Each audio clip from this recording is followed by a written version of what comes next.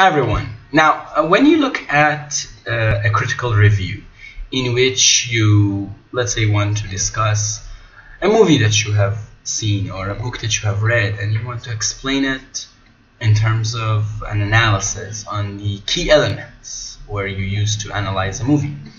Let's say you want to write a critical review on the movie of Titanic, for instance. Now, every movie consists of different elements. There are 5 elements that every plot, every story, every book, every movie that you see, every book that you read does have, every strong story does have. The first one is the theme. So the theme would be, for example, the story was mostly about betrayal or true love or patriotism. So in case of Titanic, the story was mainly about true love and the meaning of true love. And then there is the second element, which is the scene. Now, scene is the setting, the time and the place of the story. So, for instance, in the case of Titanic, the story was set on a ship, an Atlantic cruise between Europe and North America in the early 1900s. Or else, let's say you're talking about Julius Caesar. So the story was set in ancient Rome, 55 BC, which is before Christ.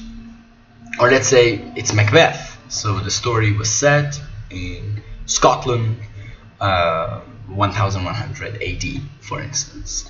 So that's the scene. Theme, scene. After that, we move on to the plot. Now, when you look at the plot, every story begins with an opening and then moves on to characters or characterization, and then complication, and then conflict, and then climax, and then every story must have an ending. Now, opening is the beginning of the story, where the story is quite vague, right? You are just presented with something very shocking and very punchy, and that is the opening, which is basically just meant to attract the audience. It is only then that you enter characterization, which is seeing the characters in different situations. Now, when we talk about characters, what you have to understand is that all of the characters that you see are flat characters, and they're one-dimensional. For example, the doctor, the nurse, the teacher, the student. Only when you see that character in another situation, let's say you see the doctor at home as a father, then it is a round character, when it's a multi-dimensional character. And then through those round characters, we have 2 categories of characters, either key characters or leading characters. Leading character is the main character that you move, is the character that you see the story through his or her eyes, all right? The character that moves the plot of the story. So the case of Titanic, Rose, played by Kate Winslet, that is our leading character. Now, there are 3 key characters in that story. One is Leonardo DiCaprio, Jack, the boyfriend. The other is the fiancé, and the third one is the mother. Now, why are they key characters? Because all 3 characters, we see them in different situations. We see Jack, the boyfriend, as just a boyfriend, as a poor boy who is not very well received by the people on the ship because he comes from a very different family background. And then you have him as a lover, as a person who devotes everything he has to the person he loves. Whereas the fiancé, at first you are faced with a very intimidating, very strong-minded character. But then after a while you realize that with his girlfriend, with his fiancé, he feels very much hostile, he feels very much intimidated by the boyfriend, and then reacts in a very immature way that we could not have imagined at the beginning of the movie. And then there is the mother, that at the beginning she's presented as a very strong-minded woman, but as this story develops we realize how weak her character really is, because she wants to force her daughter to marry another man just because of his money and nothing else. So when you have characterization, that's when you have the complication of the story. Complication is when the characters collide and their interests are their interests are mixed with one another in a way that their interests is their private domains are violated.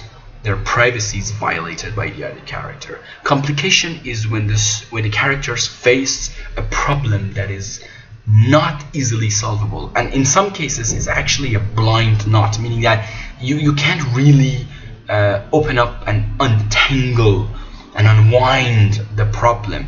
In the case of Titanic, Rose is faced with that dilemma, that should she choose the boy, the man that she loves, or the man that she's supposed to get married to because of the money, and in that dilemma she doesn't know which way she should go, and the audience is troubled by that complication, and the complication continues until you have the conflict when the characters actually collide with one another, and that's the point where the fiancé tries to kill Jack, the boyfriend, and every story has that element, which is the element of war. And that's not the only element. In every story you can have element of hope, element of despair, element of suspense, element of surprise, and the elements play a very key role, because the elements are like the spices a chef would use in making a delicious dish. The elements make the story romantic, make the story disappointing, make the story hopeful, make the audience feel delighted, make the audience feel scared with the element of fear, make the audience excited with the element of war. So when you play those elements, when the characters collide, that's when the story becomes interesting. And to make a long story short, the climax of the story is the external element, and that's the very important note.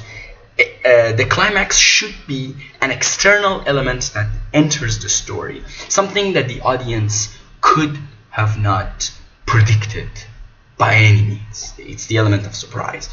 I mean, when you're watching Titanic, if you knew nothing of the story, the iceberg, the hitting of the iceberg was the last thing that you had in your mind. And that's exactly how the story goes, because the climax is the external element that comes into the story and shifts the story upside down 180 degrees, and exactly, literally, that's what happened in the Titanic.